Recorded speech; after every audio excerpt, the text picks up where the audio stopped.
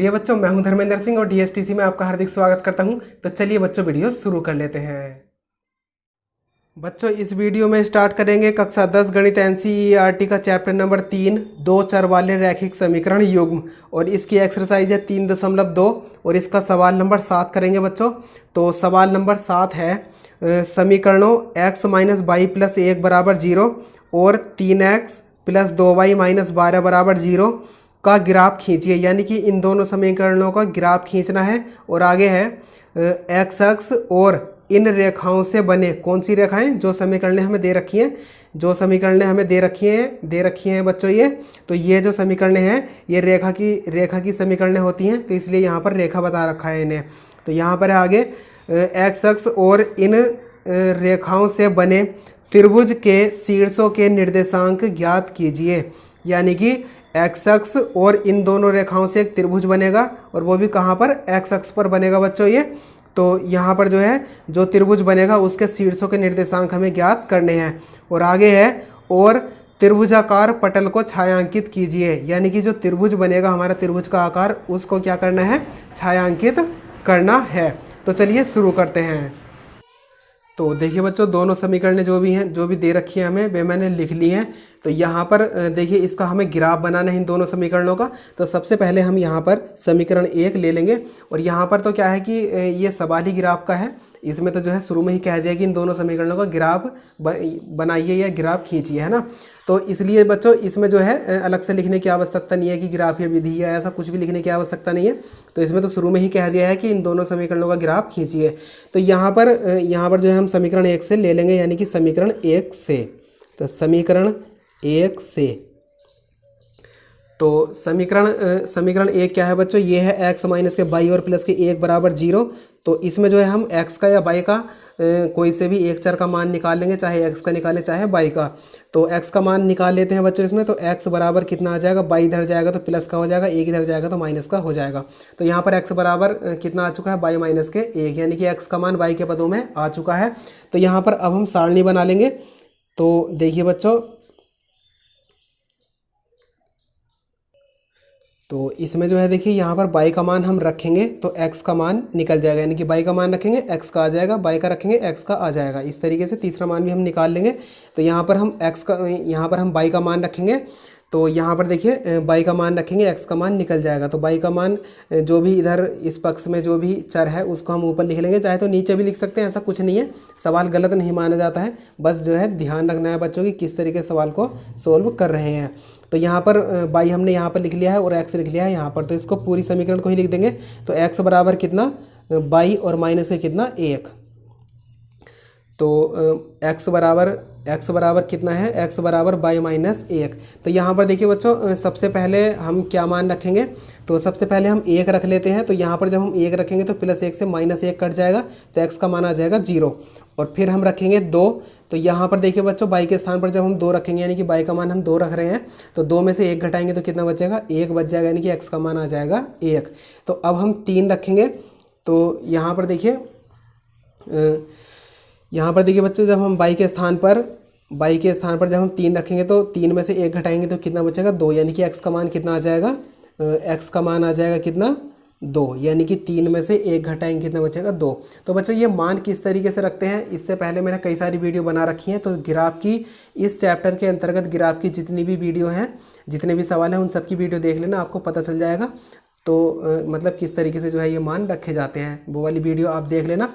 यानी कि जो ग्राफ का जो सबसे पहला सवाल होगा, और उसी वीडियो में मैंने सब कुछ समझाया होगा। तो ग्राफ की, यानी कि इस चैप्टर में ग्राफ का जो सबसे पहला सवाल है उसकी सबसे पहली वीडियो देख लेना। उसमें सब कुछ मैंने डिटेल से बताया है कि जो ये मान है हम किस तरीके से रखते हैं। तो देखिए बच्चों, यहाँ पर अब हम लिख लेंगे समीकरण 1 से प्राप्त बिंदु, समीकरण 1 से प्राप्त बिंदु ए। तो प्राप्त बिंदु कितना, बिंदु होता है एक्स कोमा वाई। तो पहले ये वाला बिंदु, यानी कि पहले एक्स का मान फिर वाई का मान, यानी कि 0,1, 0,1 कोमा बी कितना, 1,2, तथा सी कितना, तथा सी 2,3 है। और अब इसमें देखिए समीकरण 1 से प्राप्त बिंदु तो हमें मिल चुके हैं। अब समीकरण 2 से लेंगे, तो यहाँ पर लिखेंगे समीकरण 2 से। तो समीकरण 2 से, तो समीकरण 2 क्या है बच्चों? समीकरण 2 है ये, यानी कि 3x प्लस के कितना 2y और माइनस के 12 बराबर 0। 3x प्लस 2y माइनस 12 बराबर 0। तो यहाँ से जो है देखिए बच्चों, हम चाहे तो x का मान निकाल लेंगे, चाहे y का मान निकाल लेंगे। तो यहाँ पर जो हल का मान पड़ेगा बच्चों वो y का पड़ेगा, तो यहाँ से हम y का मान निकाल लेते हैं। तो y का पद इधर ही रहने देंगे, बाकी सभी पदों को ले जाएंगे दूसरे पक्ष में। तो यहाँ पर देखिए ये 12 इधर माइनस में इधर जाके प्लस का हो जाएगा, और ये 3x इधर प्लस में इधर जाके माइनस का हो जाएगा। तो ये 2 इधर y की गुणा में है तो दूसरे पक्ष में जाएगा, तो बटे में चला जाएगा, यानी कि 12 माइनस के 3x और बटे कितना 2, ये आ चुका है। तो यहाँ से जो है हम सारणी बना लेंगे बच्चों। तो देखिए बच्चों, यहाँ पर जब हम x का मान रखेंगे तो हमारा मान निकल जाएगा y का, यानी कि y बराबर, और किस समीकरण से निकालेंगे? 12 माइनस के 3x और बटे 2, इस समीकरण से मान निकल जाएगा, यानी कि x का मान हम रखेंगे तो मान निकल जाएगा y का। ठीक है बच्चों, तो यहाँ पर देखिए x का मान रखेंगे, y का मान आ जाएगा।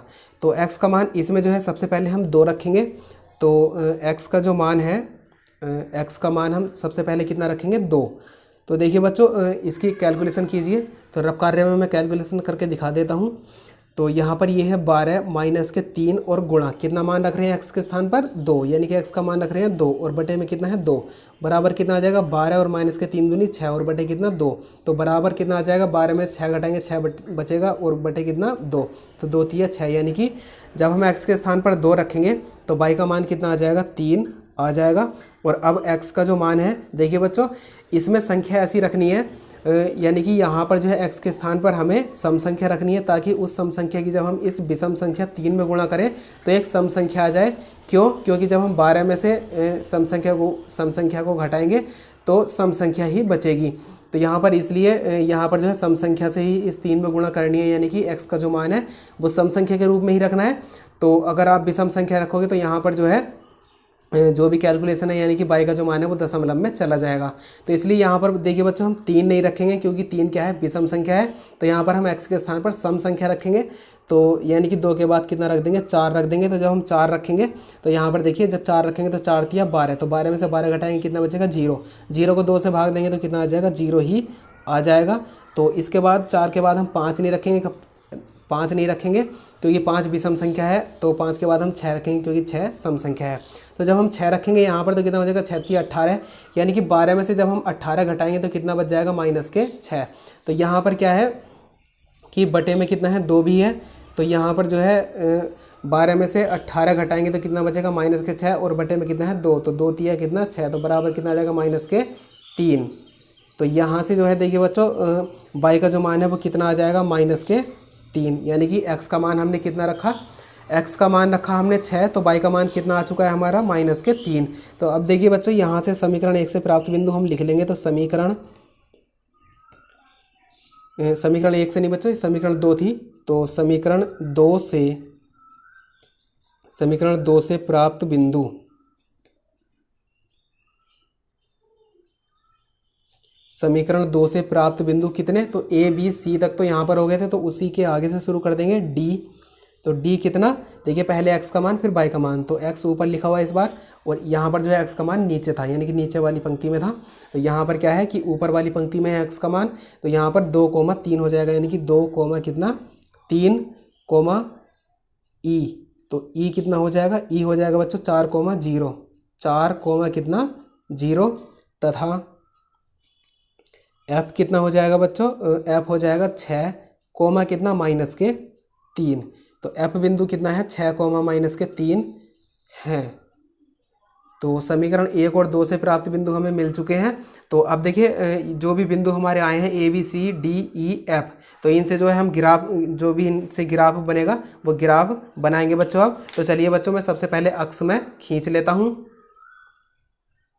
तो देखिए बच्चों, अक्ष जो है वो मैंने खींच लिया है। तो यहाँ पर इसको हम x अक्ष मान लेंगे और इसको मान लेंगे y अक्ष। तो इसमें जो है देखिए बच्चों, नीचे की जो दिशा होगी, यानी कि यहाँ पर होता है मूल बिंदु 0,0, और इससे नीचे क्या होगा? ये जो दिशा है वो माइनस की होगी, तो यहाँ पर वाई डैश हम लिख लेंगे क्योंकि वाई अक्स है। और यहाँ पर मूल बिंदु से इस ये जो दिशा होगी वो कौन सी होगी, माइनस वाली, यानी कि इसको हम एक्स डैश लिख लेंगे। तो यहाँ पर देखिए ये जो है, अब देखिए यहाँ पर सबसे पहले हम बिंदु दिखाएंगे। तो बिंदु देख लीजिए बच्चों किस तरीके के हैं। तो सबसे पहले x का मान देख लीजिए, माइनस में नहीं है कोई सा भी, और x का मान माइनस में नहीं है ना।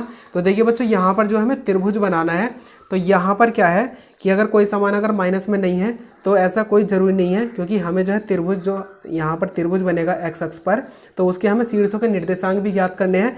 इसलिए त्रिभुज को कंप्लीट करते समय जो है क्या पता माइनस में भी आ जाए दिशा, तो इसलिए जो है थोड़े बहुत एक दो बिंदु हम माइनस के भी लिख लेंगे। तो यहाँ पर फिलहाल x के जो मान है यहाँ पर वे सभी प्लस में है। तो कहाँ तक है प्लस में, तो प्लस में है देखिए सबसे बड़ा मान यहाँ पर 2 है, और यहाँ पर कितना है 6 है। तो यहाँ पर जो है सबसे पहले हम 6 तक लिख लेते हैं। तो 1 2 3 4 5 6। तो यहाँ पर देखिए बच्चों थोड़ा सा अलग को हो गया है।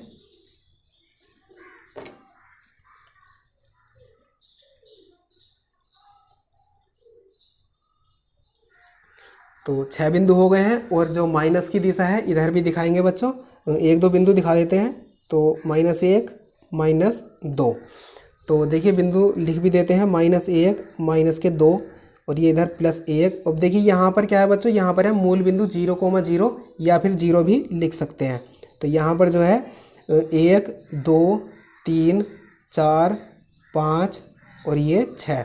अब देखिए वाई अक्ष पर जो है, वाई अक्ष पर क्या है, सबसे बड़ा जो मान है वो क्या है 3 है, और नीचे जो है कितना है, यहाँ पर भी नीचे भी सबसे बड़ा मान क्या है 3 ही है प्लस के, और माइनस में जो है ये संख्या माइनस में भी गई है, यानी कि बाएं का जो मान है वो माइनस में भी है, -3 तक। तो यहाँ पर -3 तक तो हमें चलना आवश्यक ही है। तो माइनस की जो दिशा है वाई अक्ष पर वो नीचे की तरफ है। तो -1 -2 और -3।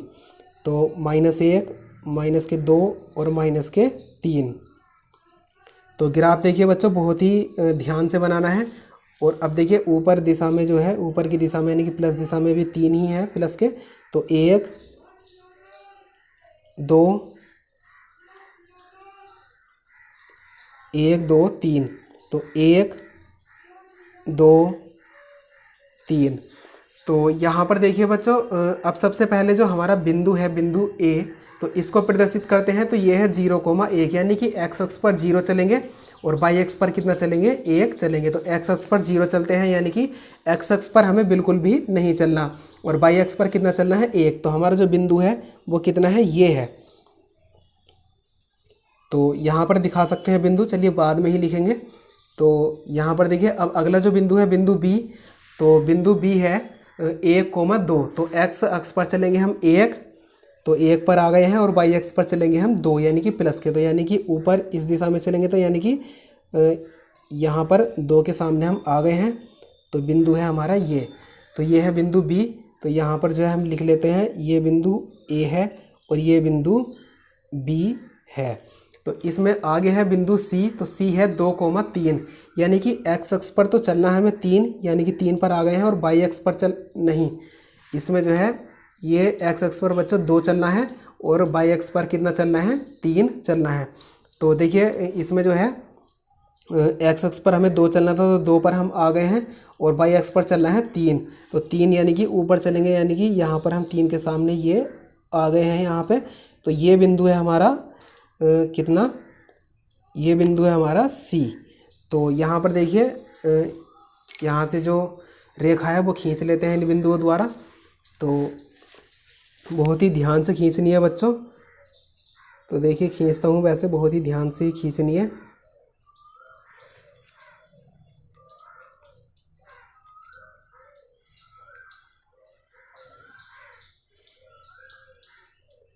तो देखिए बच्चों मैंने ये ज़रा थोड़ी सी लंबी करके खींची है। क्यों खींची है उसका कारण बताता हूँ। क्योंकि देखिए ये जो त्रिभुज है हमारा x अक्ष पर बनना है, इसलिए जब हमारी जो एक रेखा है यानी कि एक समीकरण जो थी उसका जो रेखा का जो ये आई है, यानी कि जो रेखा ये हमारी जो ग्राफ आया है वो क्या है, उसको जो है x अक्ष से ज़रूर मिलाना है। तो यहाँ तक हमारा बिंदु नहीं था आगे, लेकिन हमने फिर भी जो है इसको आगे तक बढ़ा लिया है। तो ये जो है हमारा -1 पर यहाँ पर है। -1 पर। तो यहाँ पर चलिए खैर कोई बात नहीं। अब जो बिंदु डी है हमारे पास उसको प्रदर्शित करते हैं। तो बिंदु डी है 2,3। तो ये बिंदु तो हमारा सी बिंदु भी यही था। इसका मतलब जहाँ पर सी बिंदु है वही क्या है हमारा डी बिंदु भी है। तो ये हमारा क्या है सी बिंदु है, तो डी बिंदु भी यही है हमारा। तो यहाँ पर देखिए अगला बिंदु है ई।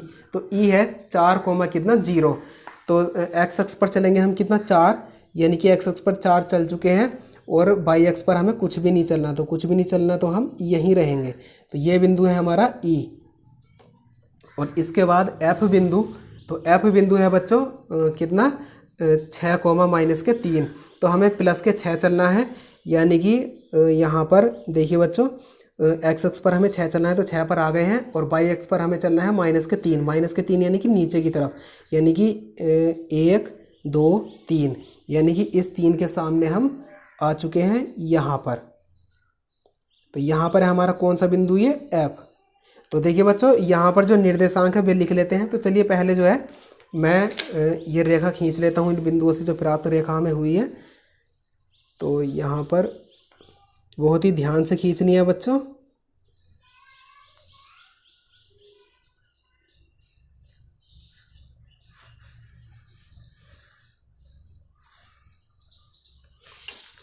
तो देखिए बच्चों यहाँ पर जो है मैंने जो बिंदु थे समीकरण 2 से प्राप्त उनसे भी मैंने रेखा खींच ली है, ग्राफ मैंने खींच लिया है। तो यहाँ पर देखिए बच्चों ये कि ये वाली जो रेखा थी पहली वाली, तो ये इसमें जो बिंदु थे वो यहीं तक थे, बस केवल यहाँ तक। तो मैंने यहाँ पर इसको आगे जानबूझ के बढ़ाया था क्योंकि एक्स अक्ष तक मिलाना इसे आवश्यक है। क्योंकि यहाँ पर जो हमें एक त्रिभुज बनाना है, मान लीजिए कि ये अगर मान लीजिए मैं इधर से यहाँ तक ही खींचता तो इतना हिस्सा खाली रह जाता, तब ये त्रिभुज नहीं बनता, फिर हमें दोबारा से खींचनी पड़ती है ना। तो यहाँ पर इसलिए जो है मैंने एक बार में ही पहले ही यहाँ तक ये एक्स अक्ष तक खींच ली थी ये रेखा। तो यहाँ पर हमारा त्रिभुज बन चुका है। अब देखिए बच्चों ध्यान रखना है कि हमें जो सवाल में दिया गया था वो कौन सा अक्ष था, एक्स अक्ष था। इसलिए जो हमारा त्रिभुज है वो ये है जो एक्स अक्ष के साथ मिला हुआ है, यानी कि ये वाला त्रिभुज। ठीक है बच्चों, ये वाला। तो अब देखिए अगर इसमें एक्स अक्ष के स्थान पर अगर होता वाई अक्ष, तब हम क्या करते, तब जो है ये वाली जो रेखा है हमारी इसको आगे बढ़ाना पड़ता। और देखिए यहाँ पर जब इसको हम आगे बढ़ाते तो वाई अक्ष पर भी बन जाता ये वाला त्रिभुज, यानी कि इतना जो त्रिभुज बनता ये, यानी कि इतना ये है ना। तो फिर जो है हमारा त्रिभुज कौन सा हो जाता, वाई अक्ष पर हो जाता हमारा ये वाला त्रिभुज। तो हमसे एक्स अक्ष पर पूछा गया है तो इसलिए हम एक्स अक्ष पर जो त्रिभुज है हमारा इसी को हम लेंगे और इसी का ग्राफ बनाएंगे और इसी को जो है छायांकित भी करेंगे। क्योंकि इसमें जो है जो त्रिभुज ये बना है इसके शीर्षों के निर्देशांक भी ज्ञात करने हैं और जो त्रिभुज ये बना है इसको हमें क्या करना है, छायांकित भी करना है। तो चलिए ये जो बिंदु ए बी सी थे, A B C D E F, तो इनके निर्देशांक जो है वे भी हम लिख लेते हैं।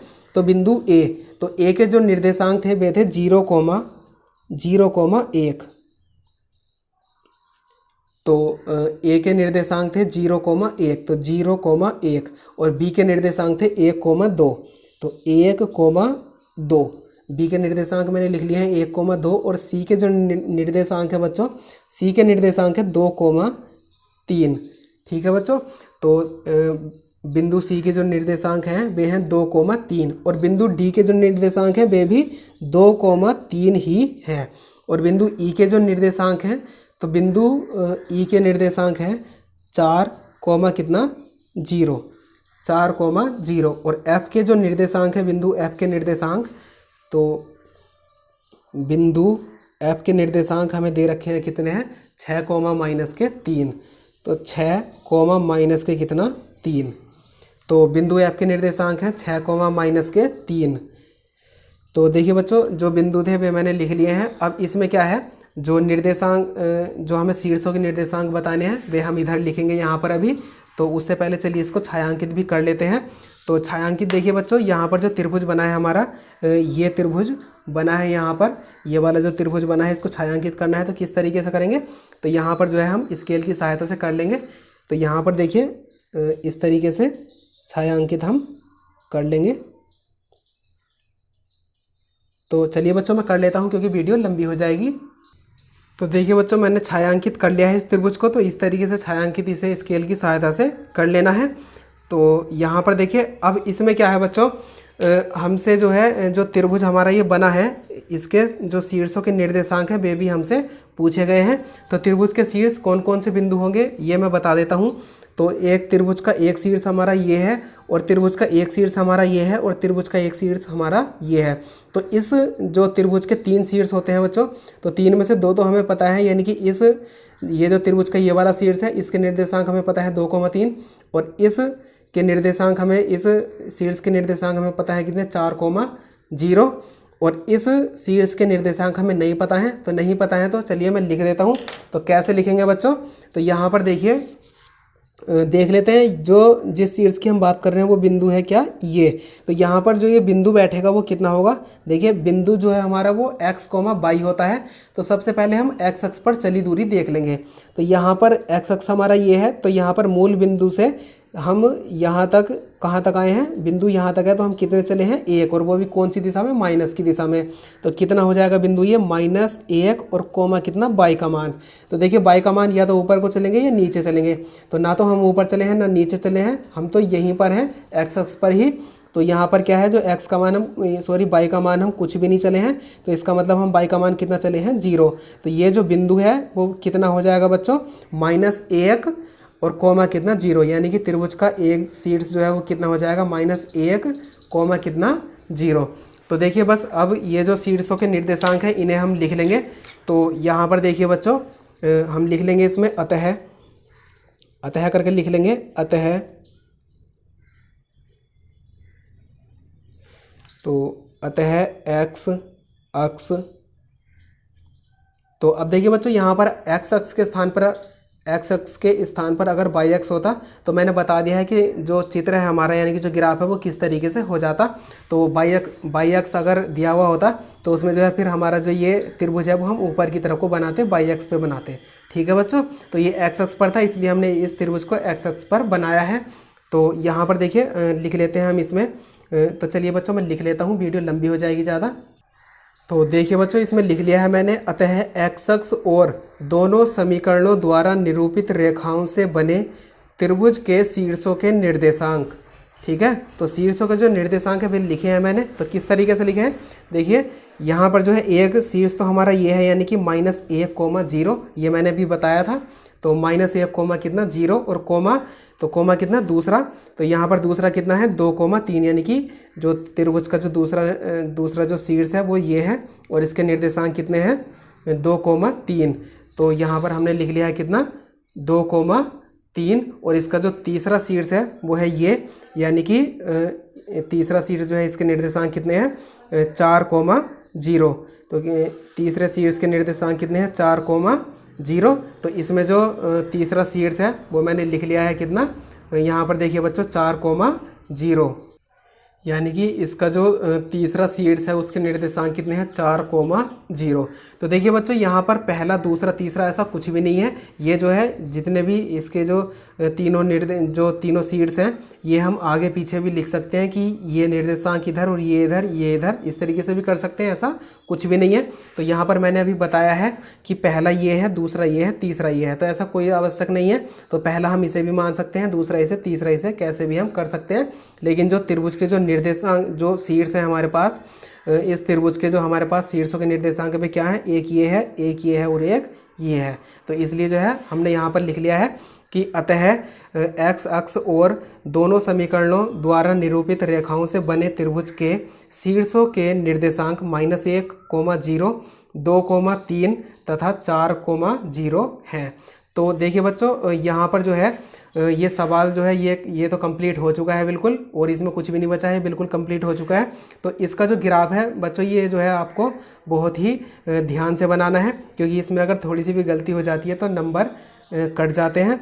तो ध्यान रखना है कि ये जो ग्राफ है बहुत ही ध्यान से बनाना है। तो चलिए बच्चों इस वीडियो में इतना ही, और ये जो अभ्यास थी, जो हमारी एक्सरसाइज थी, ये कंप्लीट हो चुकी है, इसके सभी सवाल हो चुके हैं। तो इसकी जो अगली एक्सरसाइज है वो करेंगे हम अगली वीडियो में।